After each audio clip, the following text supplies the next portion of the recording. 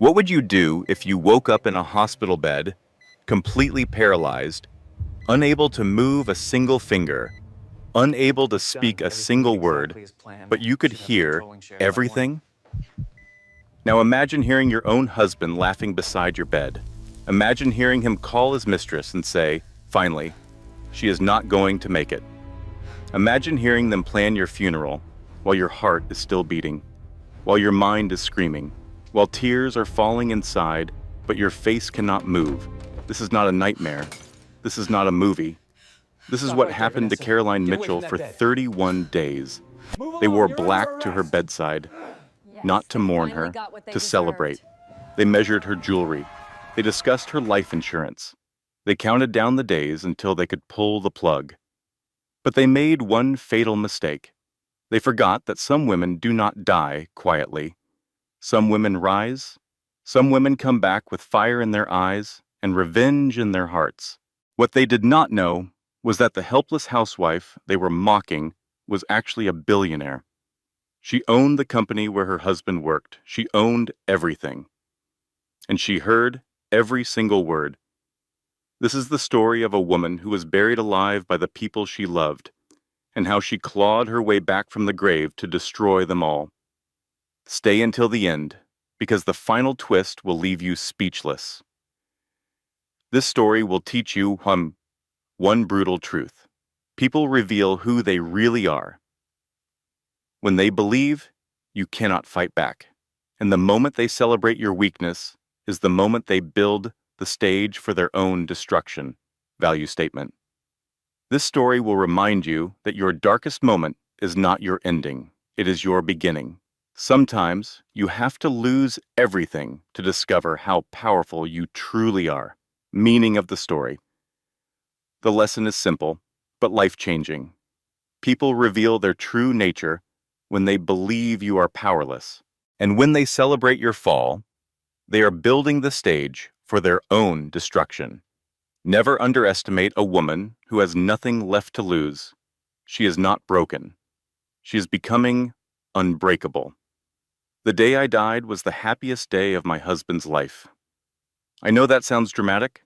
I know it sounds like something out of a movie. The kind of opening line designed to hook you in and make you keep listening. But I promise you, every single word of what I am about to tell you is absolutely true. I lived it. I survived it. And now I am going to share my story with you, because somewhere out there, someone is going through exactly what I went through. Someone is lying awake at night, wondering if they are crazy. Someone is questioning their own reality because the person who is supposed to love them keeps telling them they are the problem. Someone needs to hear this story and know that they are not alone. My name is Caroline Mitchell. My friends used to call me Carrie, back when I still had friends. Back before my husband slowly, carefully, deliberately cut every single one of them out of my life like a surgeon removing healthy tissue. I was 38 years old when my body finally gave up on me. 38 years old, married for 10 years, and I had been running on empty for so long that I forgot what full felt like. I forgot what it was like to sleep through the night. I forgot what it was like to eat a meal without someone criticizing every bite. I forgot what it was like to look in the mirror and see something other than exhaustion staring back at me. That morning started like every other morning of the past decade. My alarm went off at 4:45 in the morning.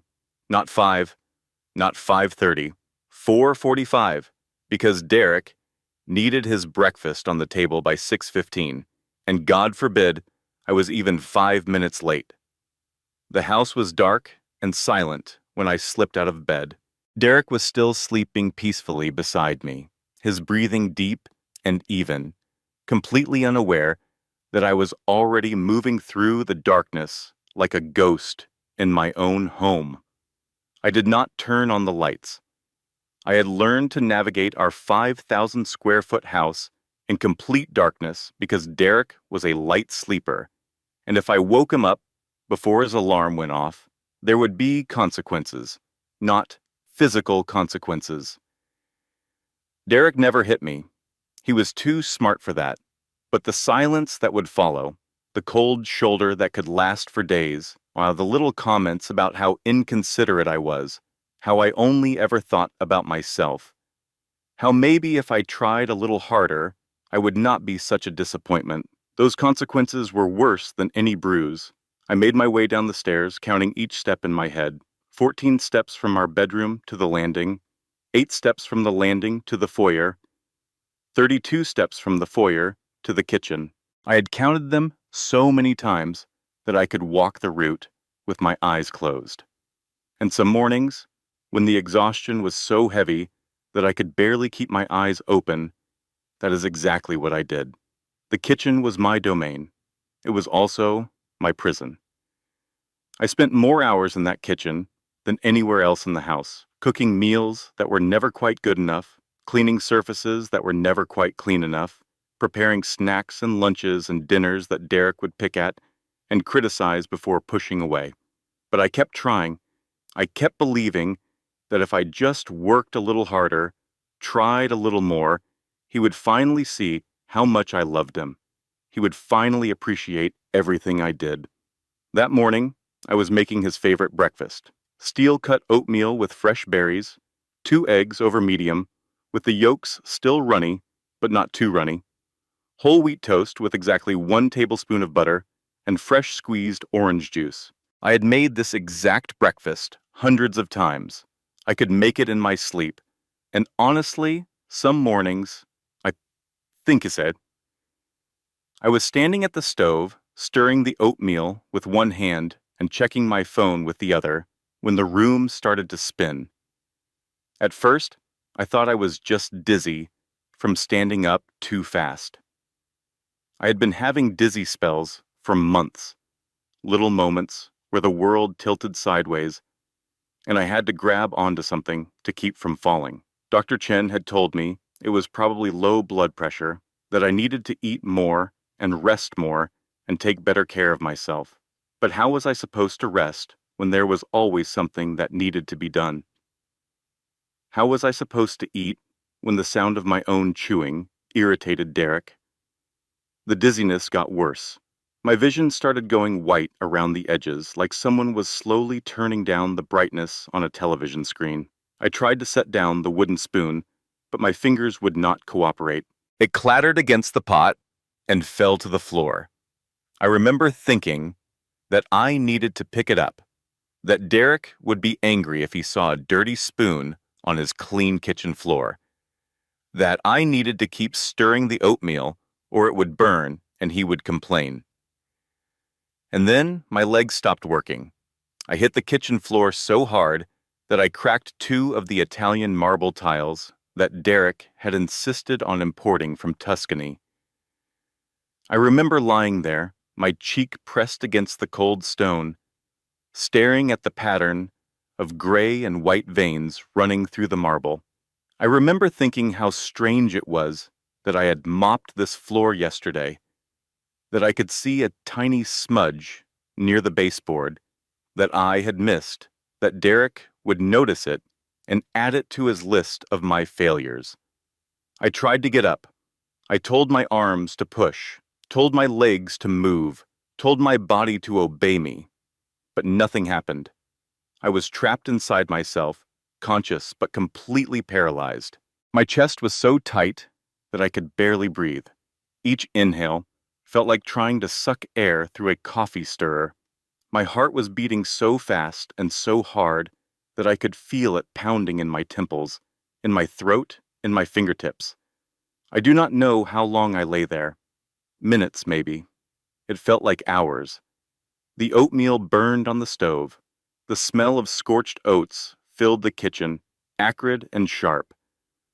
The smoke detector started beeping, that high-pitched shriek that always made Derek furious.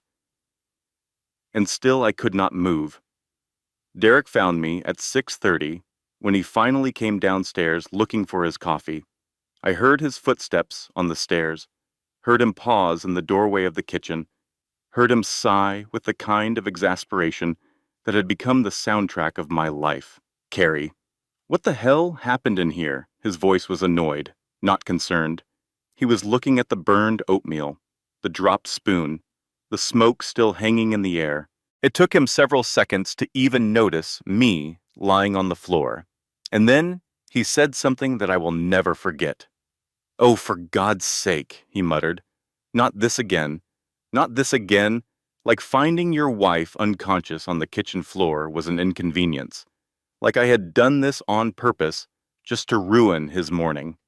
He walked over to me slowly, in no particular hurry. He knelt down beside me and pressed 2 fingers against my neck, checking for a pulse. His fingers were cold. His touch was clinical, detached, like a doctor examining a patient he did not particularly care about. "She is alive," he said to himself. Then he pulled out his phone. But he did not call 911. Not yet. First, he made a different call. I heard him tap the screen. I heard the phone ring once, twice, 3 times. I heard a woman's voice answer, sleepy and confused. "Vanessa," Derek said quietly. "Something happened. Carrie collapsed. I'm going to have to call an ambulance. Do not come to the house today. Understand? Stay away until I tell you it is safe. Vanessa." The name meant nothing to me at the time. I had never heard it before.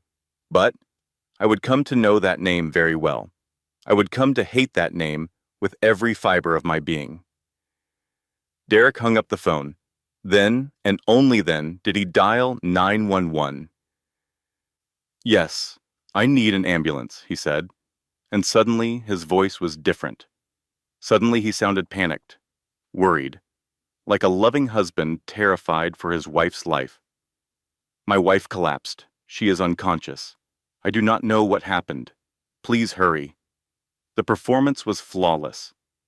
If I had not heard him call Vanessa first, if I had not heard the bored irritation in his voice when he found me, I would have believed he actually cared. That is the thing about living with a narcissist. They become such skilled actors that you start to question your own perception of reality. The paramedics arrived within 12 minutes. I heard them burst through the front door, heard their heavy boots on the marble foyer, heard them calling out questions that Derek answered with practiced concern. They lifted me onto a stretcher and loaded me into the ambulance. The last thing I remember, before losing consciousness completely, was the sound of Derek's voice, telling the paramedics that he would follow in his car, that he would meet them at the hospital, that he would be there for his wife. I woke up 2 weeks later in a hospital bed with no memory of anything that had happened in between. But that is not entirely accurate. I did not wake up. My body did not wake up. My eyes did not open. My fingers did not move. But somewhere, deep inside the darkness, my mind clicked back on like a light switch being flipped, and I heard everything. They wore black to my bedside, not to mourn me, to celebrate. The first thing I became aware of was the beeping, a steady rhythmic sound that seemed to pulse through my entire body. Beep, beep, beep, beep. BF. A heart monitor, I realized eventually.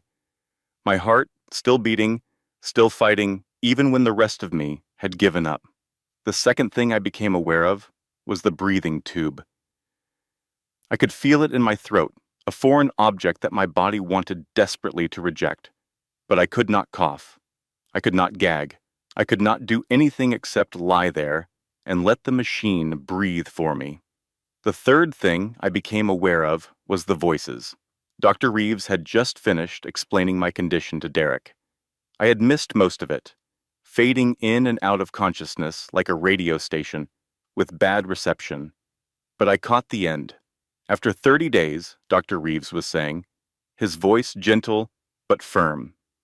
If there is no significant improvement, the family will need to make some difficult decisions about how to proceed. 30 days. The number echoed in my mind like a death sentence. 30 days until my husband could decide to end my life. I understand, Derek replied. His voice was heavy, with what sounded like grief. "This is just so hard, doctor. Carrie and I have been married for 10 years. She is my whole world." The lie was so smooth, so convincing, that for a moment, even I almost believed it. That is how good he was. 10 years of practice had turned him into a master manipulator. Dr. Reeves left the room. I heard the door close softly behind him, and then I heard Derek exhale, long and slow, like a man releasing a breath he had been holding for years. Finally, he whispered, and the word was filled with so much relief, so much joy, that it made my heart ache. Finally, he pulled out his phone. I heard him dialing. I heard the phone ring. "It is me," he said. "She is not going to make it. The doctors just confirmed it. 30 days max, and then I can pull the plug." A pause. A woman's voice on the other end, too quiet for me to make out the words. "I know," Derek laughed softly. "I know. It is like Christmas came early. Listen, can you come to the hospital? I need to see you. I need to celebrate." Celebrate. He wanted to celebrate my death. While I lay in a hospital bed, unable to move or speak, my husband was calling his mistress to throw a party. I wanted to scream. I wanted to sit up and grab him by the throat and demand to know how he could do this to me.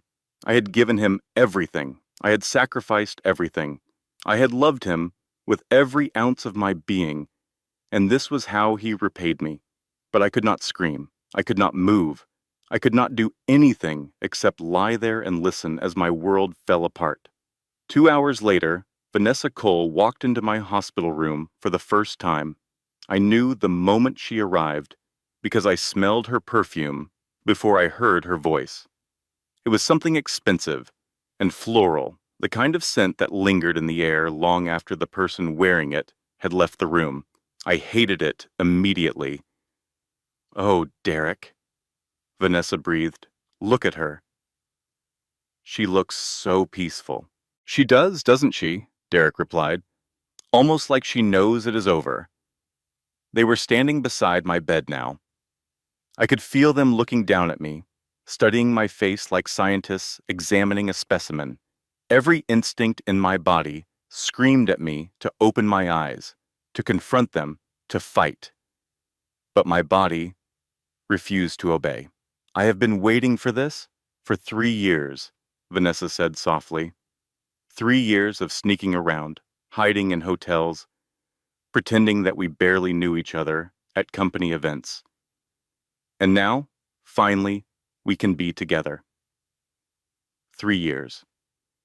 My husband had been cheating on me for 3 years. While I was cooking his meals and cleaning his house and working myself to exhaustion trying to be the perfect wife, he was spending his nights with another woman, and I had never suspected a thing. "You know what the funny thing is?" Derek said. He sat down in the chair beside my bed, getting comfortable. "She actually thought I loved her. All those years, all that effort, and she never once figured out that I was just waiting for the right moment to get rid of her."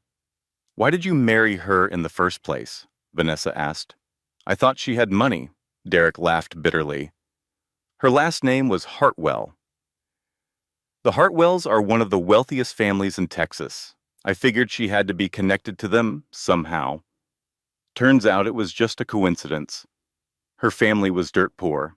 By the time I realized my mistake, we were already married, and it was too late to back out without looking like a gold digger myself. So you stayed." "So, I stayed." Derek sighed. "I figured I would give it a few years, then divorce her and move on. But then I discovered that she actually had a decent life insurance policy. $300,000. Not a fortune, but nothing to sneeze at either. And I thought, why settle for a messy divorce when I could have a clean payout instead?" I felt like I had been punched in the stomach. $300,000. That was what my life was worth to my husband. That was the price of 10 years of devotion, 10 years of sacrifice, 10 years of slowly erasing myself to make room for his ego. The door opened again. I heard footsteps, slower and more deliberate than before, and then I heard a voice that made my blood freeze in my veins. So the little housewife finally broke down, Margaret Mitchell said. My mother-in-law had arrived. About time. Mother. Derek stood up. Thank you for coming. As if I would miss this, Margaret replied. She walked closer to my bed. I could feel her presence, cold and disapproving, looming over me like a shadow. I warned you about her from the beginning, Derek. I told you she was not good enough for the Mitchell name. A woman with no family, no connections, no breeding. But you insisted on marrying her anyway. I know, Mother. I made a mistake. Yes. You did. Margaret clicked her tongue. But at least now you can fix it. Once she is gone, you can marry someone appropriate.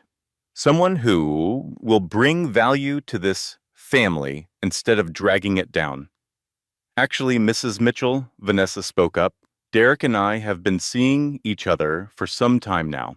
We were hoping that once everything is settled, we could make it official. There was a pause. I waited for Margaret to object, to express shock, to defend her daughter-in-law even just a little bit.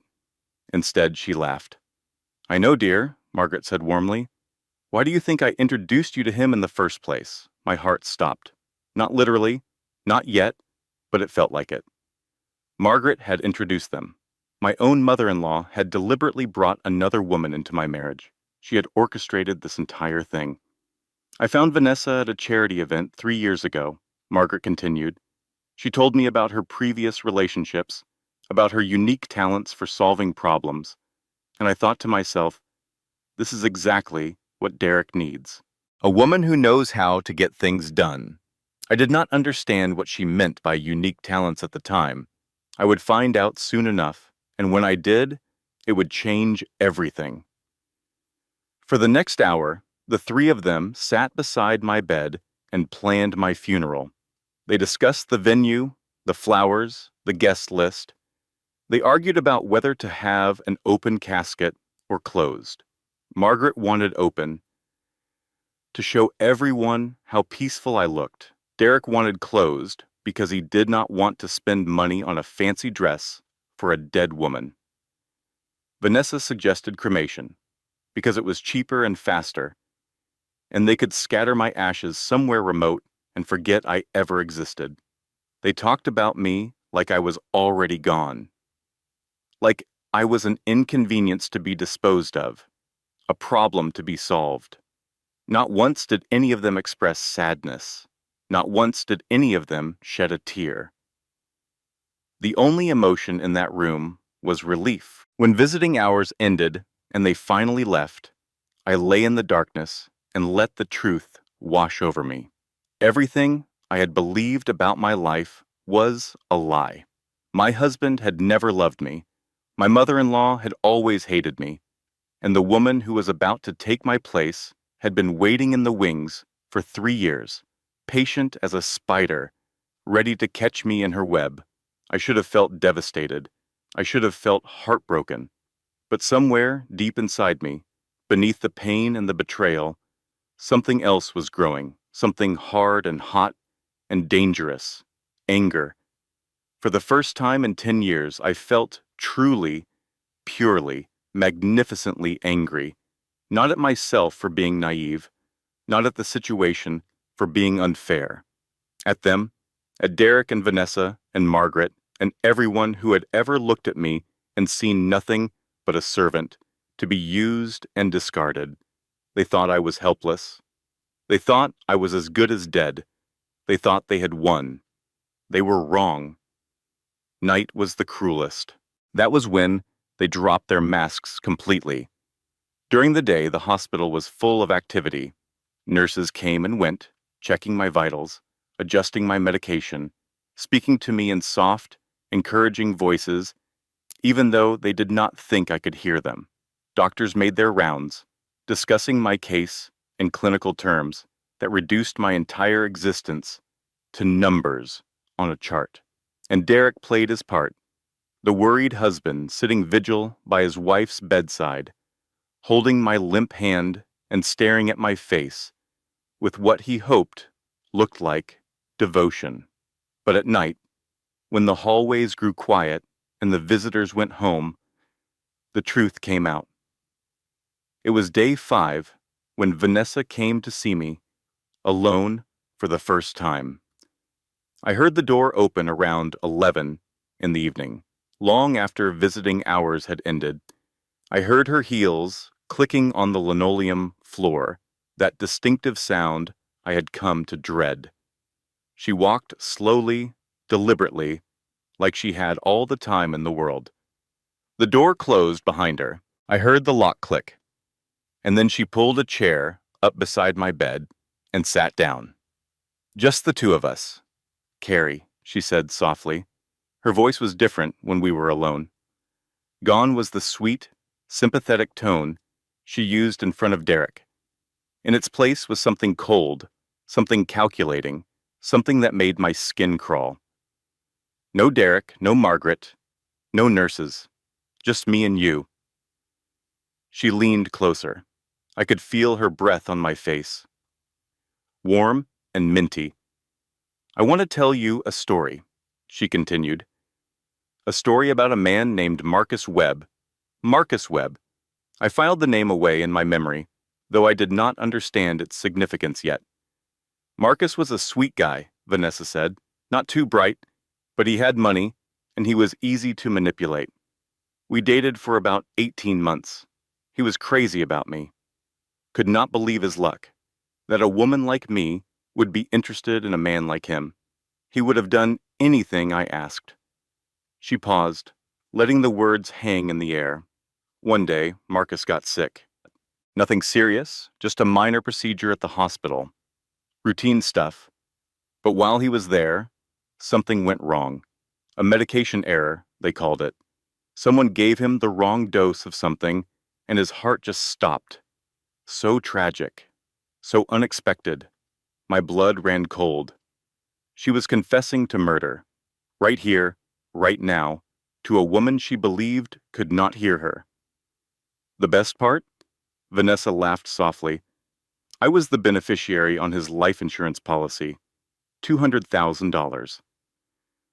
Not a fortune, but enough to keep me comfortable while I looked for my next opportunity. And then I found Derek. She stood up and walked around my bed, trailing her fingers along the railing. Derek was perfect, she continued. Rich, or so I thought. Married, which meant a built-in alibi. And unhappy, which made him easy to seduce.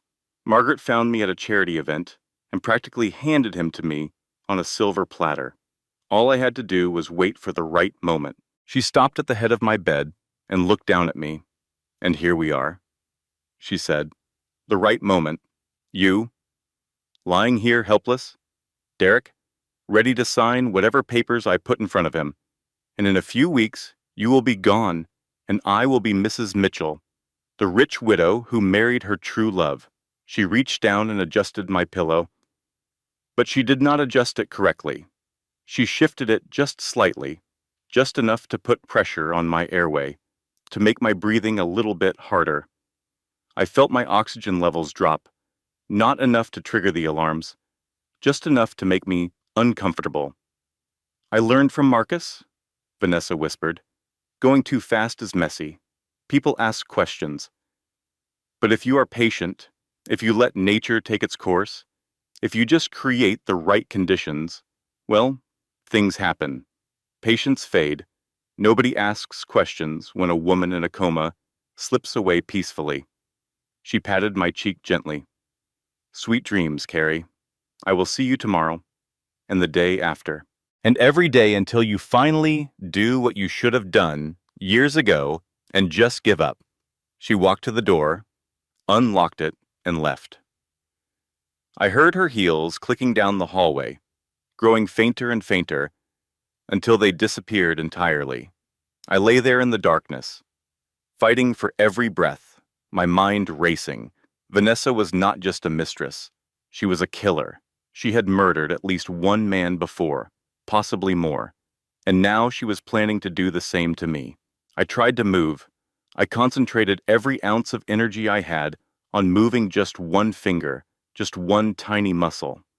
If I could move, I could show the nurses I was awake. I could get help. I could stop this nightmare. Nothing happened.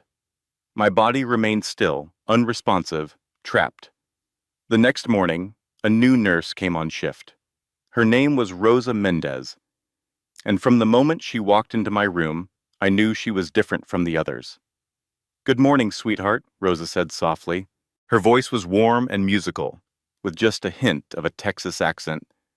"I know you probably cannot hear me, but I am going to talk to you anyway." Studies show that coma patients respond to familiar voices, and even if you cannot respond, maybe somewhere deep down, you know you are not alone. She moved around my room with practiced efficiency, checking machines, adjusting tubes, recording numbers. But unlike the other nurses, who rushed through their duties as quickly as possible, Rosa took her time. She touched me gently, carefully, like I was a real person instead of just a body to be maintained. Then she noticed the pillow. She frowned slightly, studying its position. "That is strange," she murmured to herself. "I could have sworn I positioned this correctly yesterday." She adjusted the pillow, putting it back the way it was supposed to be. Immediately, my breathing became easier. The tightness in my chest loosened. I wanted to cry with relief. "There we go," Rosa said. "That is better, is it not?" She checked my oxygen levels and frowned again. "Your numbers were better yesterday," she said. "Let me check the equipment. Make sure everything is working properly." She spent an extra 10 minutes in my room, running diagnostics, making small adjustments. And as she worked, she kept talking. "I want to tell you something, sweetheart," Rosa said quietly. "Something I do not tell many people. My sister was in an abusive marriage. Her husband never hit her, not once. But he controlled everything she did. What she wore, who she talked to, how she spent her money. He made her feel like she was crazy, like everything wrong in their marriage was her fault." She paused, her hand still on the machine. "She stayed for 12 years, Rosa continued. 12 years of walking on eggshells, trying to be perfect, slowly disappearing into someone she did not recognize. And then one night, he pushed her down the stairs, said she tripped. Maybe the police believed him, but I knew. I knew because I had seen the bruises she always tried to hide. I knew because I had heard the way he talked to her, like she was nothing. I knew because I had watched my beautiful, vibrant sister become a ghost of herself." Her voice cracked slightly. "I lost her," Rosa said. "She died at the bottom of those stairs, alone and afraid, and he walked away free. He collected her life insurance money and moved to Florida with his new girlfriend. And there was nothing I could do. Nothing." She pulled up a chair and sat down beside my bed. "I see things, sweetheart," she continued. "I see things that other people miss. And I see the way your husband looks at you. He comes in here, playing the part of the worried spouse, holding your hand for the nurses, asking concerned questions about your prognosis. But I have been doing this job for 22 years. I know the difference between a man who is scared of losing his wife and a man who is waiting for her to die." She leaned closer. "And your husband is waiting," she said softly. "And so is that woman who visits at night when she thinks no one is watching. I do not know what they are planning, but I know it is nothing good. So I am going to keep an eye on you, sweetheart. I am going to make sure nothing happens to you on my watch." She squeezed my hand gently. "If you can hear me," Rosa said, "fight. Whatever it takes, however hard it is, you fight. You do not let them win. You do not let them write your ending." I wanted to squeeze her hand back. I wanted to tell her that I could hear every word, that she was right about everything, that I needed her help more than I had ever needed anything in my life. But my body remained still, silent, unresponsive. That night, after Rosa left, I made a promise to myself.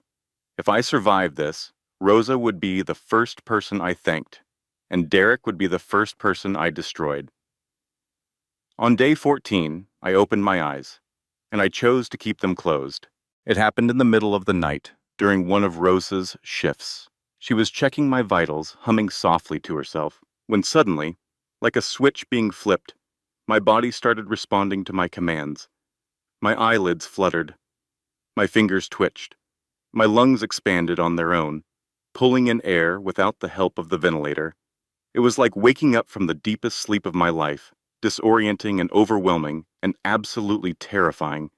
Rosa gasped. Oh my God. Oh my God, she is waking up. She leaned over me, her face filling my field of vision. The fluorescent lights behind her were blinding after 2 weeks of darkness. Everything was blurry, colors bleeding into each other like a watercolor painting left out in the rain. But I could see her face, round and warm, and filled with a mixture of shock and joy. Mrs. Mitchell? Rosa's voice was shaking. Carrie, can you hear me? I tried to speak. My throat burned like I had swallowed broken glass. My lips were cracked and dry, but I forced the words out, barely louder than a whisper. Please, do not tell them. Rosa froze. Do not tell who, sweetheart? My husband. I swallowed hard, tasting blood where my lips had split. His mother. The woman. They want me dead. I heard them. I heard everything. For a long moment, Rosa said nothing. I could see her processing, weighing my words against what she had observed over the past 2 weeks. And then, slowly, she nodded. I knew it, she said quietly. I knew something was wrong. I knew that man was no good from the first time I saw him. Okay, sweetheart. Okay. I will not tell anyone, but we need to get you stronger. Can you move your hands? Can you feel your legs? I tried. My right hand lifted about an inch off the mattress before falling back down. My legs tingled, like they were full of static electricity, but I could not make them move. That is good, Rosa said. That is a start. Tonight, we practice. We get you strong enough to sit up, to walk, to leave this hospital. Under your own power. And then we figure out what to do about that husband of yours. For the next 3 days, Rosa became my lifeline. She came in during her night shifts and helped me exercise my atrophied muscles, moving my arms and legs through their range of motion, teaching me to grip and release, to flex and relax. She smuggled in protein shakes to supplement the liquid nutrition the hospital was pumping into my veins. She brought me a small mirror so I could see myself for the first time since my collapse. I barely recognized the woman staring back at me. My face was gaunt, my cheekbones sharp, my skin pale and papery. My hair was limp and greasy, matted against my skull. My eyes, once bright and hopeful, were dull and hollow. I looked like a corpse. I looked like death warmed over. But I was alive, against all odds, against all expectations. I was alive. And that was all that mattered. On day 17, I was strong enough to sit up on my own. Rosa helped me into a semi-upright position and propped pillows behind my back. For the first time in over 2 weeks, I saw my hospital room from a different angle. The machines surrounding me, the tubes connected to my body, the window looking out over the parking lot. Rosa smuggled in a phone that night. One of those prepaid devices that could not be traced. And I made a call that changed everything. Elliot Crane had been my father's lawyer for over 30 years. He had handled my father's estate when Dad passed away 5 years ago. He was one of only 2 people on Earth who knew my secret, the secret I had kept from Derek, from Margaret, from everyone who thought they knew me. The phone rang 3 times before he answered. Hello? Elliot's voice was gruff with sleep. It was after midnight. Who is this? Elliot. My voice was still rough, still weak, but stronger than it had been. It is Caroline Mitchell. Caroline Hartwell Mitchell, I need your help. There was a long pause on the other end of the line. When Elliot spoke again, his voice was sharp with disbelief. Caroline? Dear God, They told me you were... Derek came to my office last week. He said you were in a coma. He said you were not expected to survive. He was asking about your estate, about the trust, about what would happen to your assets if you died. I know what he told you, I replied. I know what he has been telling everyone. But I am awake, Elliot. I have been awake for 3 days, and I need access to everything. The trust, the accounts, the properties, all of it. Another pause. I could hear Elliot's mind working, processing this new information. Those bastards, he said finally. I knew something was wrong. Derek was too eager, too pushy. He kept asking questions about the trust structure, about who the beneficiaries were, about how to access the funds. I told him everything was locked down, that he had no authority, but he would not let it go. He does not know, I said. He has never known. He married me thinking I was poor. And now he is trying to kill you for your life insurance, Elliot finished, when really, you are worth more than he could ever imagine. This was my secret. The secret I had guarded for 10 years. The secret that was about to become my weapon. My father, Thomas Hartwell, had been the founder of Hartwell Industries, one of the largest manufacturing companies in Texas. We made everything from medical equipment to aerospace components, employing over 12,000 people across 15 factories. When my father died, he left everything to me, his only child. The company, the real estate, the investments, the properties, all of it locked in a trust that kept my name off the public records. I was worth approximately $800 million, and my husband had no idea. I had hidden my wealth because I was tired of being seen as a dollar sign. Before Derek, I had dated men who only wanted me for my money. Men who did not care about my thoughts, my feelings, my dreams. Men who saw me as an ATM with legs.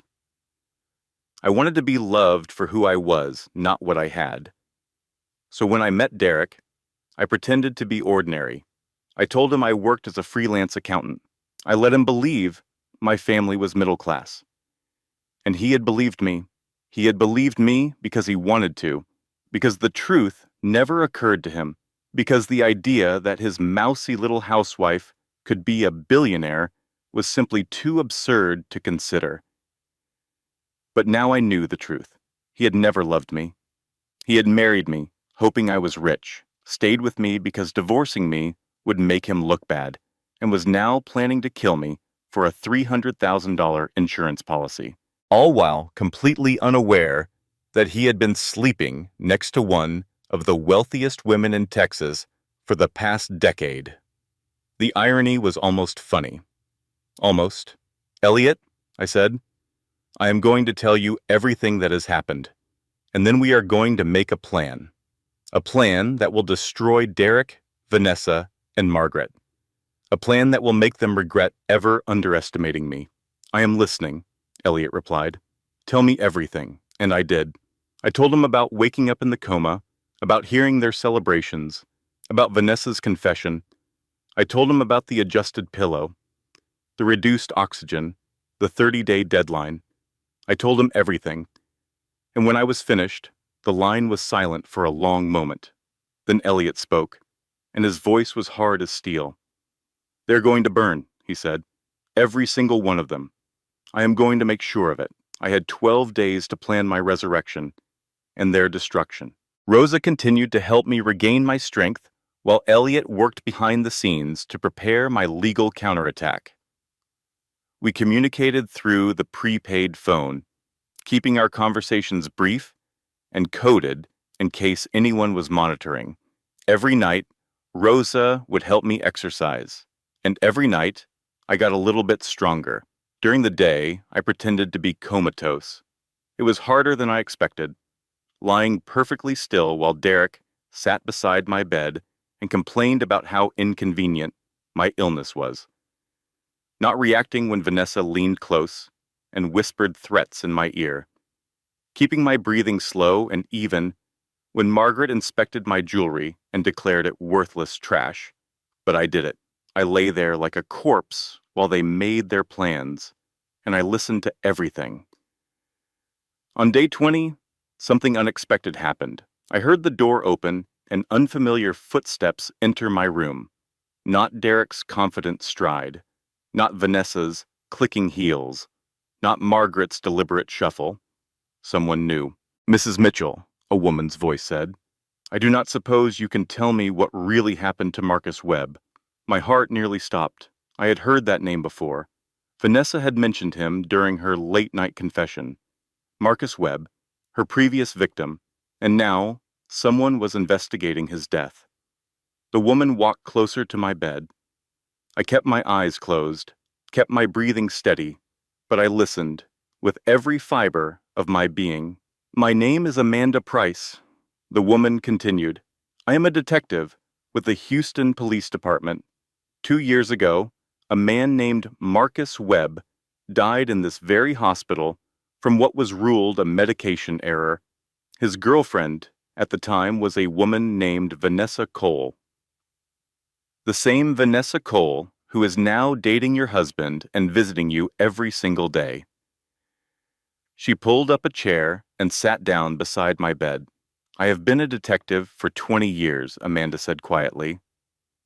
"I have seen a lot of cases, closed a lot of cases, moved on from a lot of cases, but Marcus Webb has stuck with me. Something about his death never felt right. The timing was too convenient.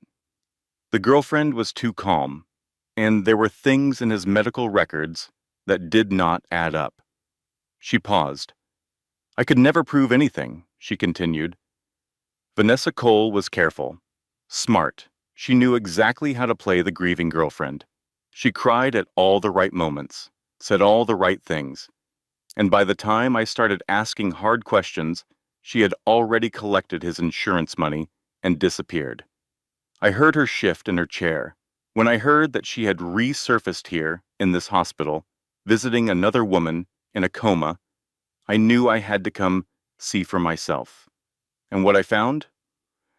Well, let us just say, my instincts are screaming. She leaned closer. "I do not know if you can hear me, Mrs. Mitchell, but if you can, I want you to know that I am watching. I am watching Vanessa Cole, and I am watching your husband, and I am watching everyone who comes in and out of this room. Because something is not right here, and I am going to find out what." She stood up and walked to the door. But before she left, she placed something on my nightstand. "My card," she said, "just in case someone finds it, just in case someone can reach me." The door closed behind her. I lay there in the darkness, my mind racing. Detective Amanda Price was investigating Vanessa. She suspected what was happening. If I could find a way to reach her, to give her the evidence she needed, I could bring Vanessa down for murder. But I had to be careful. If Derek or Vanessa found out that the police were sniffing around, they might accelerate their plans. They might decide to finish me off before I could talk. That night, I told Rosa about the detective's visit. "She left her card," I whispered, "on the nightstand. But Vanessa came in earlier. I do not know what she did with it." Rosa searched the room carefully, checking drawers, looking under furniture, but the card was gone. "Vanessa must have taken it." "It does not matter," I said. "We know the detective's name now. Amanda Price. Elliot can find her. We can reach out through him." Rosa nodded. "We are getting close, sweetheart. Just a few more days. A few more days, and you will be strong enough to walk out of here on your own 2 feet." I smiled, or tried to. My facial muscles were still weak, still learning how to work again, but the emotion behind the smile was real. For the first time since waking up in this nightmare, I felt something like hope. But hope, I was about to learn, was a dangerous thing, because just when I thought I was finally getting ahead, everything fell apart. On day 24, Derek came to visit in the middle of the night, unannounced, unexpected, and alone. I heard the door open and immediately closed my eyes, letting my body go limp. I had gotten good at faking unconsciousness. I knew exactly how to position my limbs, how to regulate my breathing, how to keep my face slack and expressionless. Derek walked slowly around my room. I heard drawers opening and closing. I heard him moving things, searching for something.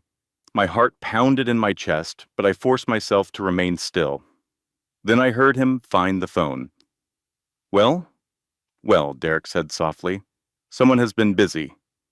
I heard him unlock the screen. I heard him scrolling, reading. And then I heard him laugh, cold and humorless. Elliot Crane, he read aloud. Your father's lawyer. Interesting. Very interesting. He kept scrolling. Trust documents, account numbers, and what is this? He paused. You own Hartwell Industries? You have got to be kidding me. You own the entire company? $800 million? And you never told me? He walked over to my bed and stood there, looking down at me. I could feel his gaze on my face, burning with a mixture of rage and disbelief. You lying bitch, he whispered. You let me think you were poor. You let me work myself to the bone at that company, taking orders from people who were beneath me, when you owned the whole damn thing. You could have made me CEO. You could have given me everything, and instead you played housewife and watched me struggle. He leaned closer. I heard you, you know, he continued. Vanessa told me you were just a vegetable. But I have been watching the monitors. Your brain activity spikes sometimes. When we talk, when Vanessa talks. You are in there, are you not, Carrie? You are listening to everything. I did not move. I did not breathe. I lay there like a stone, praying he would believe the act. It does not matter, Derek said finally. Now I know the truth, and I am going to make sure that when you die, everything you own becomes mine. He took the phone and left. All my recordings, all my evidence, all my carefully laid plans, gone in an instant. I lay there in the darkness, fighting back tears. I had been so close to escaping, to exposing them, to winning. And now I was right back where I started, worse than where I started, because now Derek knew about the money, and that made him more dangerous than ever. They say God laughs at plans. That day the devil laughed too. The next morning, everything changed. Derek arrived at the hospital early, dressed in his best suit, looking every inch the concerned husband. But there was something different about him now, a gleam in his eye, a smugness in his smile. He knew something I did not want him to know, and he was going to use it against me. He was not alone. Margaret was with him, wearing black as always, her face set in an expression of grim determination, and Vanessa was there too, hanging back slightly, playing the role of the supportive friend. Dr. Reeves, Derek said smoothly, we need to talk about my wife's care. Dr. Reeves looked up from my chart, his expression neutral. Of course, Mr. Mitchell. What can I help you with? She seems restless lately, Derek replied, agitated. I am worried that she is in pain. Is there anything you can do to make her more comfortable? Dr. Reeves frowned. Actually, her vitals have been improving. Her brain activity has increased significantly over the past week.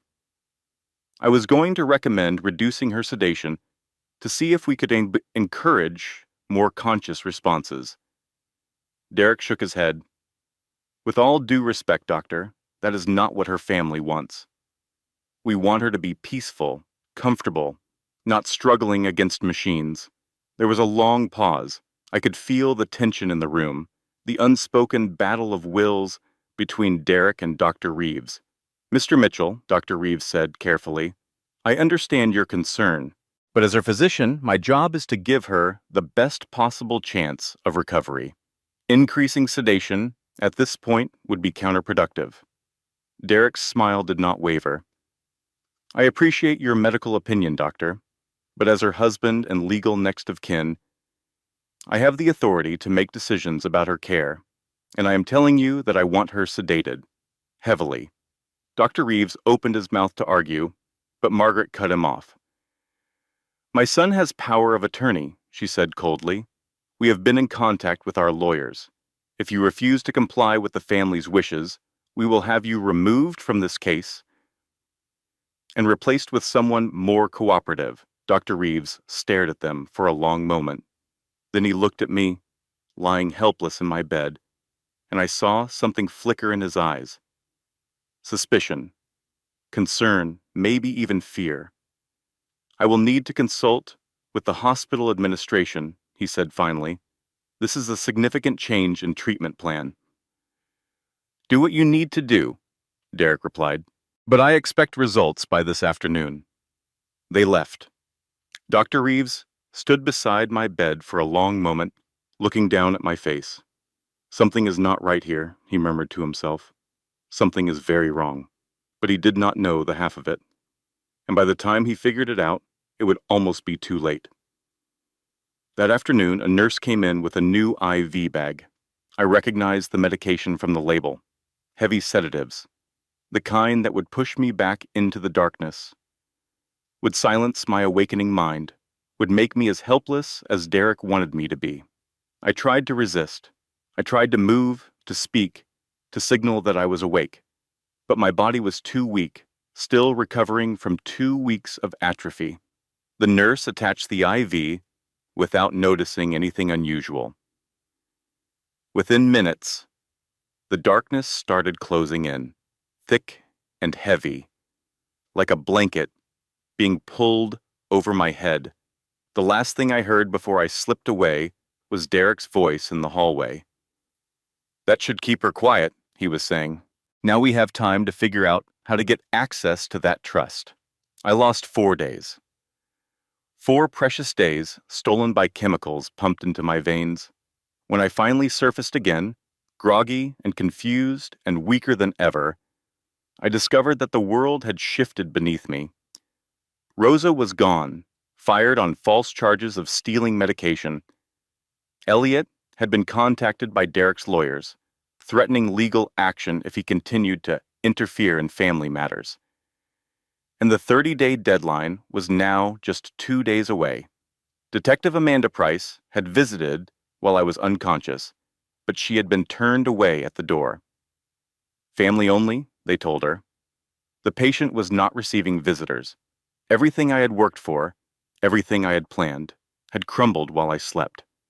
And now Derek held all the cards, or so he thought, because while I lay drugged and helpless, someone else had been watching. Someone else had been gathering evidence, and someone else was about to turn the tide. Dr. Reeves had noticed the irregularities in my medication. He had documented the family's suspicious behavior, and he had made a phone call of his own. I did not know it yet, but help was on the way. The question was whether it would arrive in time. On day 28, they came at midnight. 3 monsters wearing human faces. I was awake, but barely functional. The sedatives were still in my system, making everything feel sluggish and unreal. The hospital room swam in and out of focus. Shadows seemed to move in the corners of my vision. I could not tell what was real and what was a dream. Then I heard the door open. At first, I thought it was a nurse. Late-night rounds, checking vitals. But the footsteps were wrong. Too many of them. Too quiet. Too deliberate. Is the nurse station clear? Derek's voice, barely above a whisper. I handled it. Margaret, a small donation to the night supervisor. She will be taking a very long break. Good. And that was Vanessa. This needs to look natural. I forced my eyes open a crack. The room was dark, lit only by the glow of the monitors beside my bed. I could see 3 figures standing near the door. Derek, Margaret, Vanessa, and Vanessa was holding a syringe. Same medication as Marcus, she said softly. A little potassium chloride goes a long way. Stops the heart. Looks like natural cardiac arrest. By the time anyone figures it out, if they ever do, we will be long gone with her money. My heart hammered in my chest. This was it. They were going to kill me. Right here, right now, in this hospital bed. Are you sure this will work? Derek asked. He sounded nervous. Vanessa laughed quietly. I have done this before, remember? Trust me.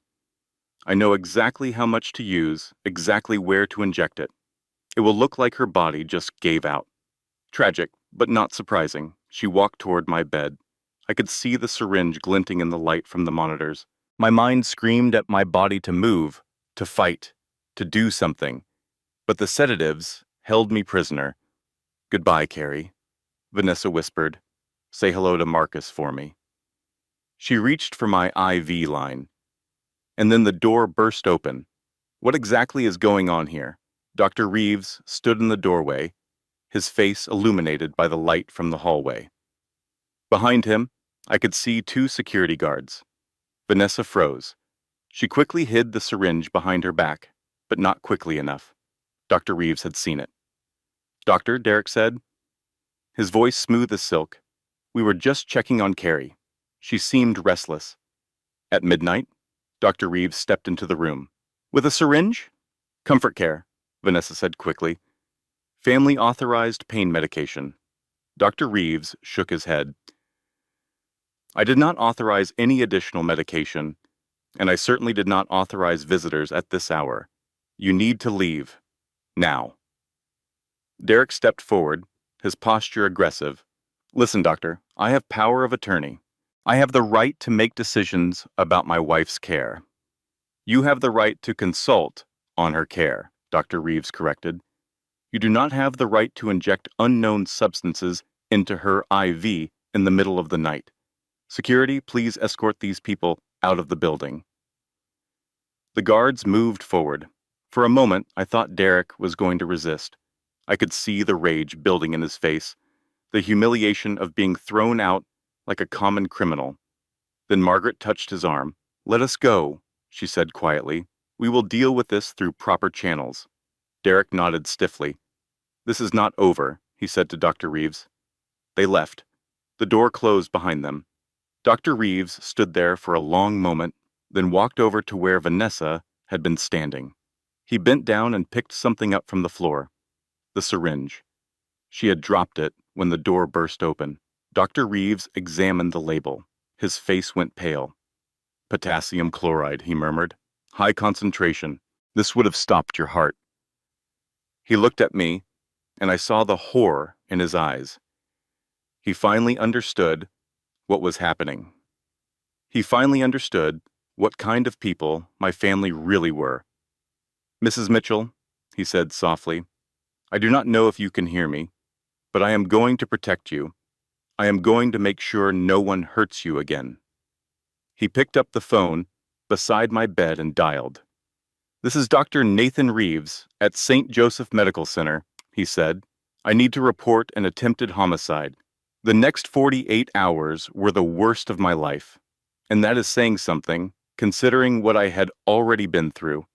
First, the investigation stalled. Derek hired the best lawyers in Houston, and they immediately went on the attack. They claimed Dr. Reeves was incompetent, that he had misread the situation, that the syringe contained nothing harmful. Without a formal analysis of the contents, which would take days, the police could not prove otherwise. Second, Derek used his lawyers to get Dr. Reeves removed from my case. They claimed he had developed an unhealthy attachment to his patient, that his judgment was compromised. The hospital, afraid of a lawsuit, complied. My protector was gone. Third, and worst of all, the 30-day deadline arrived. Derek walked into my hospital room on day 30 with a team of lawyers and a stack of papers. He was smiling, that cold, satisfied smile I had come to hate. I have consulted with the family, he announced to the new doctor who had taken over my case, and we have decided to discontinue life support. The new doctor, a nervous young man named Dr. Patterson, shuffled the papers nervously. Mr. Mitchell, I understand this is a difficult decision, but I should mention that your wife's vitals have been improving. Her brain activity is actually quite strong. There is a real possibility that she could wake up. Derek's smile did not waver. Doctor, my wife has been in a coma for 30 days. She has shown no signs of conscious response. The family has discussed this at length, and we believe it is time to let her go peacefully. It is what she would have wanted. I screamed inside my head. It was not what I wanted. I wanted to live. I wanted to fight. I wanted to tear Derek's face off and show everyone the monster hiding behind that charming smile. But my body would not cooperate. The sedatives they had pumped into me had taken their toll. I was weaker than I had been in weeks, barely able to move my fingers, much less speak. Dr. Patterson looked at the papers Derek had handed him. These appear to be in order, he said reluctantly. Power of attorney, family consensus, DNR instructions. Excellent, Derek replied. How soon can we proceed? We will need to follow protocol, the doctor said. Discontinuing life support requires a formal process.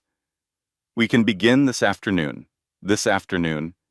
In a few hours, my husband was going to kill me. Legally.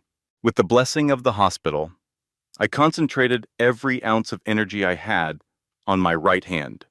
Move, I commanded. Move, damn you. My finger twitched. It was barely perceptible. A tiny movement that could have been dismissed as a muscle spasm. But Dr. Patterson noticed. He leaned closer, studying my hand. Did you see that? He asked.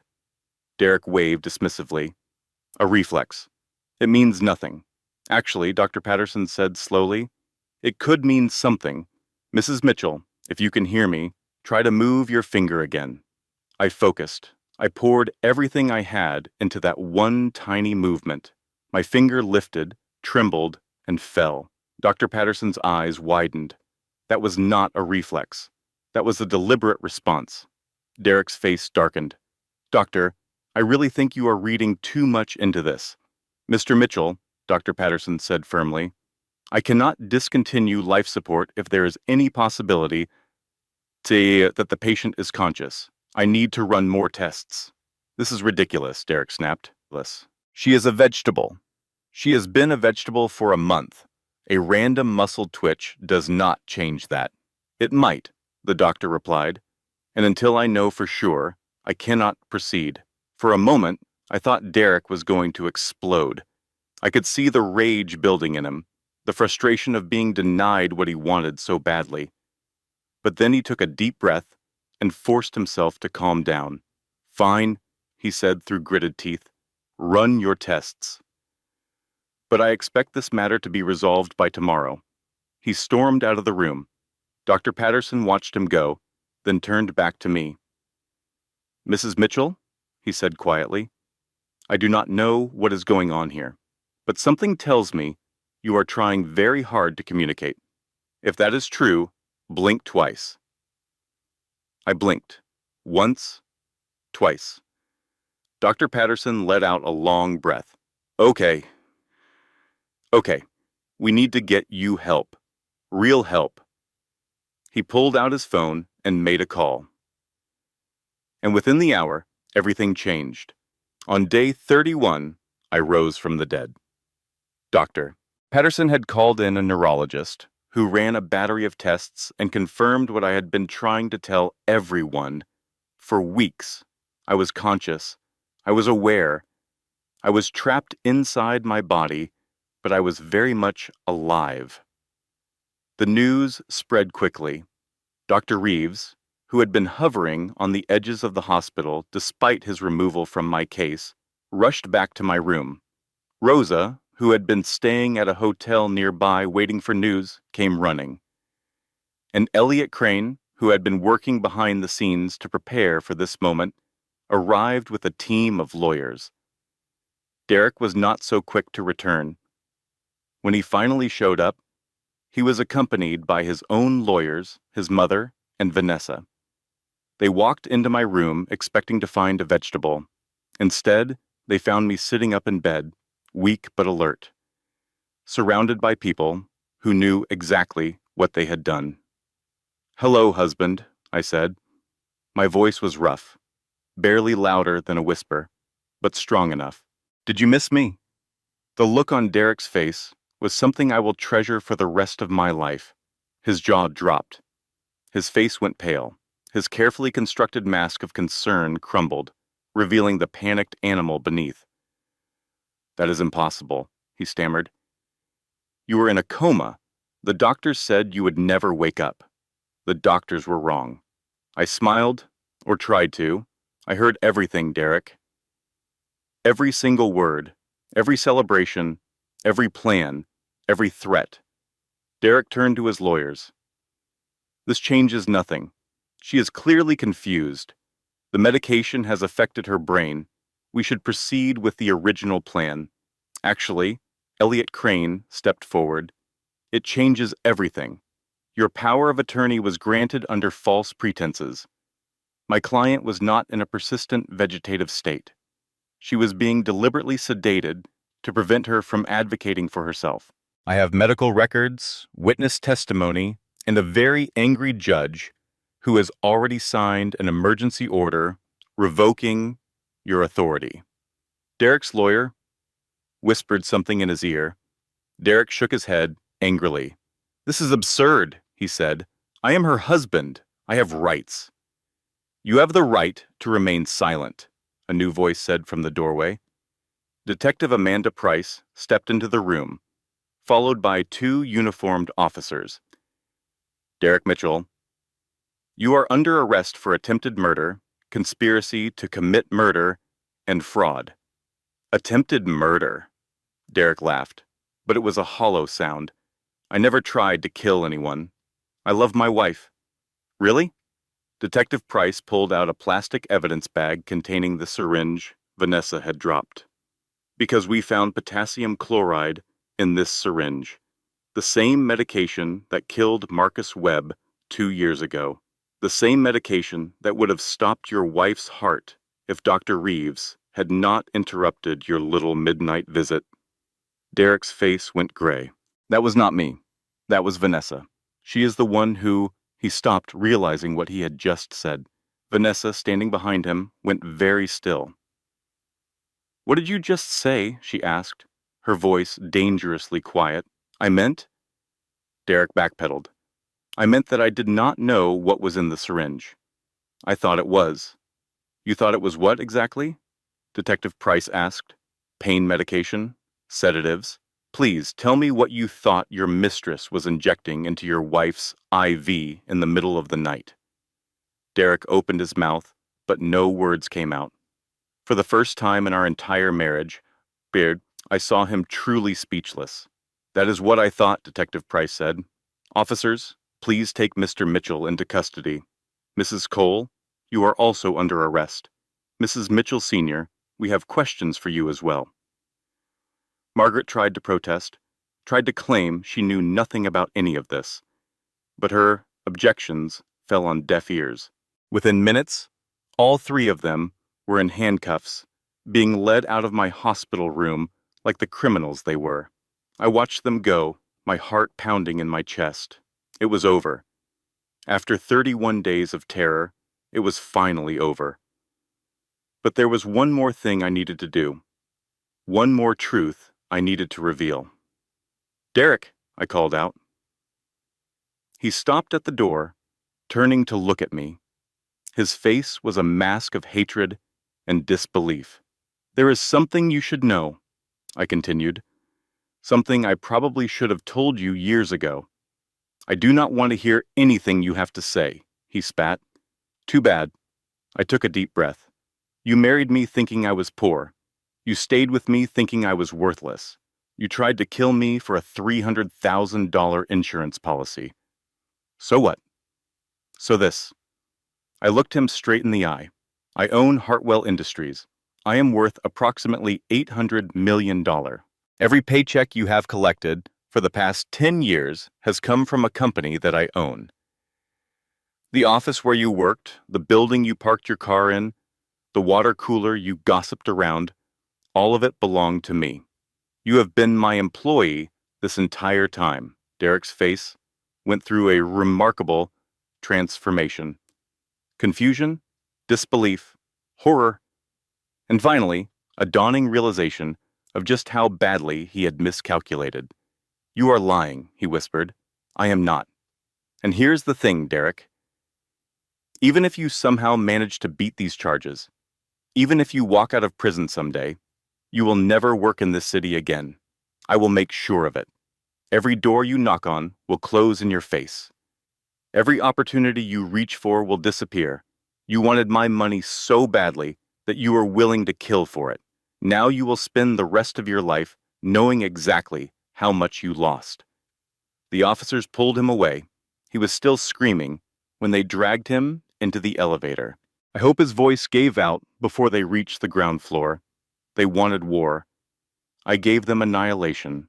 The next 6 months were a whirlwind of legal proceedings, media attention, and personal recovery. My story made headlines across the country. Woman wakes from coma, exposes murder plot, billionaire heiress survives assassination attempt, husband and mistress arrested after bedside confession. The details that emerged during the investigation were even more damning than I had imagined. Vanessa Cole was not just a gold digger who had targeted my husband. She was a serial killer who had been operating for over a decade. Detective Price's team uncovered 4 previous victims, all men who had died under suspicious circumstances while dating Vanessa. Thomas Keller, a real estate developer who died from a fall down the stairs. Richard Davis, a retired banker who suffered a fatal medication interaction. Paul Montgomery, a construction company owner who drowned in his own swimming pool. And Marcus Webb, the man whose death had first raised Detective Price's suspicions. In each case, Vanessa had been the sole beneficiary of her boyfriend's life insurance policy. In each case, she had collected her payout and moved on to her next victim. She had been doing this for years, perfecting her technique, learning from her mistakes. And Margaret Mitchell had known about all of it. The investigation revealed that Margaret had found Vanessa through a private investigator she had hired to look into my background. The investigator had stumbled across Vanessa while looking into something else entirely and had recognized an opportunity. Margaret had been trying to get rid of me for years. She had been introducing Derek to potential replacements since the first year of our marriage, but none of them had stuck. Until Vanessa. Margaret had met Vanessa at a charity event and recognized immediately what she was dealing with. A beautiful, intelligent woman with no conscience and a proven track record of making problems disappear. She had introduced Vanessa to Derek, knowing full well what would happen. She had practically gift-wrapped her own daughter-in-law for a serial killer. When confronted with the evidence, Margaret broke.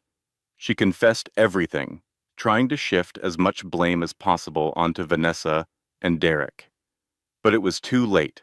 The conspiracy was too clear, the evidence too damning. The trials were brief and devastating. Vanessa Cole was convicted of 4 counts of first-degree murder and 1 count of attempted murder. She was sentenced to life in prison without the possibility of parole. The last time I saw her, she was being led out of the courtroom in chains, her beautiful face twisted with rage. Margaret Mitchell was convicted of conspiracy to commit murder and fraud. She received a 25-year sentence. She died in prison 6 months later, alone in her cell. The official cause of death was a heart attack. I cannot say I grieved. And Derek, my husband of 10 years, the man I had loved, trusted, and believed in despite everything. He was convicted of attempted murder, conspiracy to commit murder, and embezzlement. The investigation had uncovered years of financial crimes, money he had stolen from Hartwell Industries to cover his gambling debts. He was sentenced to 15 years in federal prison. Last I heard, he owes money to some very dangerous people. The kind of people whose debts follow you even behind bars. I do not expect him to survive his sentence. As for me, I rebuilt. It was not easy. There were days when I wanted to give up, when the weight of everything felt too heavy to carry. But every time I faltered, I remembered what I had survived. I remembered lying in that hospital bed, unable to move, listening to the people I loved plan my murder. And I remembered rising anyway. 1 year after my release from the hospital, I stood on the balcony of my new penthouse apartment, watching the Houston skyline glitter in the night. Hartwell Industries was thriving. Revenue was up 40%. We had expanded into 3 new markets and created over 2,000 jobs. I had been featured in Forbes not as a victim, but as a survivor, as a leader, as a woman who had risen from the ashes of her own funeral to become something stronger than she had ever been before. Rosa was still with me. She had become more than an employee, more than a friend. She was family, the sister I had never had. Detective Amanda Price had been promoted to Chief of Detectives. She and I met for coffee once a month, 2 women who had seen the darkest parts of humanity and had chosen to fight back instead of look away. Dr. Reeves had recovered fully from the injuries Derek had inflicted on him that night in my hospital room. I funded a new wing of St. Joseph Medical Center in his honor, a place where victims of domestic abuse could receive treatment without judgment, without fear, without being turned away because they did not have insurance, or their abusers had threatened them into silence. And Elliot Crane, my father's oldest friend, had become my most trusted advisor. He helped me restructure my business, protected me from the legal fallout of my husband's crimes, and never once made me feel weak for needing help. One afternoon, about 18 months after everything ended, I visited my father's grave. It was a quiet cemetery on the outskirts of Houston, shaded by old oak trees and bordered by a small pond, where ducks swam in lazy circles. I knelt beside his headstone and placed a bouquet of white roses on the grass. "You always said I was stronger than I knew, Dad," I said softly. "You always said I would find my way, even when I could not see the path. I did not believe you when you were alive. I thought I was weak. I thought I needed someone else to complete me." I traced my fingers over his name, carved in granite. "But you were right," I continued. "I found my strength. It just took dying to figure it out." I stayed there for a long time, talking to him, telling him everything that had happened. About Derek's betrayal, about Vanessa's confession, about Margaret's scheming, about lying in that hospital bed, listening to them celebrate my death, feeling more alone than I had ever felt in my life. And then I told him about rising, about refusing to give up, about finding allies in unexpected places and fighting back when everyone expected me to fade away. "They thought they had won," I said. "They thought they had finally gotten rid of me, but they underestimated me, Dad. Just like everyone always does." I stood up and brushed the grass off my knees. The sun was setting, painting the sky in shades of orange and pink. A cool breeze rustled the leaves of the oak trees, carrying the scent of autumn. "I am not angry anymore," I said quietly. I was for a long time. I hated them with everything I had. But hate is exhausting. Hate takes up space in your heart that could be filled with better things. So I let it go. I let them go. And I moved on. I took one last look at my father's headstone, then turned and walked back toward my car. There was someone waiting for me there. A man I had met 3 months earlier at a charity event, who had seen me not as a victim, not as a billionaire, not as a headline, but simply as a woman worth knowing. His name was James Carter. He was a pediatric surgeon at Texas Children's Hospital, a man who spent his days saving young lives and his evenings asking about mine. He had no interest in my money. He had made that clear from the beginning. He just wanted to know me, the real me. I did not know where our relationship would go. I did not know if I was ready to trust again, to love again, to open myself up to the possibility of being hurt again. But I was willing to try.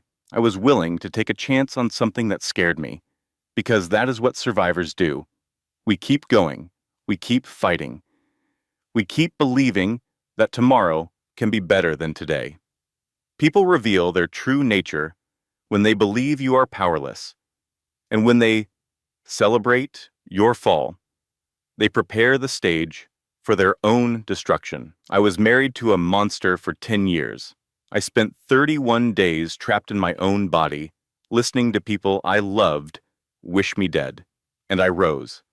Not because I was special, not because I was stronger or smarter or braver than anyone else, but because I refused to let them write my ending. If you are in that hospital bed right now, metaphorically or literally, if someone is standing over you, celebrating your weakness, planning your burial, I want you to know something. You are stronger than they will ever understand. You have survived things that would have broken anyone else. And when you finally rise, when you finally open your eyes and take back your power, you are going to make them regret every single moment they underestimated you. This is not the end of my story. This is just the beginning. Because the woman they tried to bury did not come back for revenge. She came back for the truth. And the truth is this. My name is Caroline Mitchell. I survived. And I am just getting started. If you know someone who needs to hear this story today, someone who is going through a difficult time, someone who feels trapped or invisible or underestimated, please share this video with them. Your share might be the message they need to keep fighting. Drop a comment below and tell me where you are watching from. I read every single comment, and I love connecting with this amazing community. And if you have not already, hit that subscribe button and turn on notifications so you never miss another powerful story. New videos drop every week, and trust me, you do not want to miss what is coming next. Now, let us begin. This content was carefully researched, crafted, and manually edited by our team to bring you meaningful lessons and real value. Thank you for being part of this journey.